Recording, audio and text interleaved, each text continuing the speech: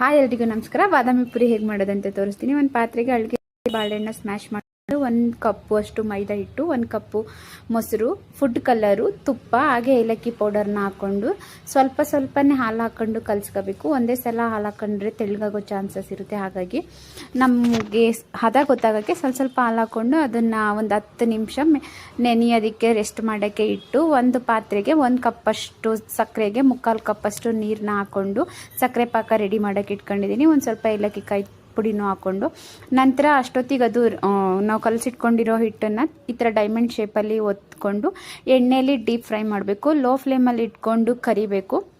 ಅದಾದ ನಂತರ ಅದನ್ನು ಸಕ್ಕರೆ ಪಾಕದಲ್ಲಿ ಹದ್ದು ಮೇಲ್ಗಡೆ ಕೊಬ್ಬರಿ ತುರಿನ ಉದುರಿಸಿದ್ರೆ ತುಂಬ ರುಚಿಯಾದಂಥ ಬಾದಾಮ್ ಪುರಿ ರೆಡಿಯಾಗುತ್ತೆ. 1 ನಿಮಿಷದಲ್ಲಿ ಇದನ್ನು ತೋರಿಸೋದು ತುಂಬಾ ಕಷ್ಟ. ಸೊ ನಾನು ಕಂಪ್ಲೀಟ್ ವ್ಲಾಗ್ನ ಇದು ಯೂಟ್ಯೂಬ್ ಚಾನಲಲ್ಲಿ ಅಪ್ಲೋಡ್ ಮಾಡಿರ್ತೀನಿ. ಯಾರಿಗಾದರೂ ಇಂಟ್ರೆಸ್ಟ್ ಇದ್ದರೆ ಒಂದ್ಸಲ ಚೆಕ್ ಮಾಡಿ ಹೇಗಿದೆ ಅಂತ ಕಾಮೆಂಟ್ ಮಾಡಿ. Thank you.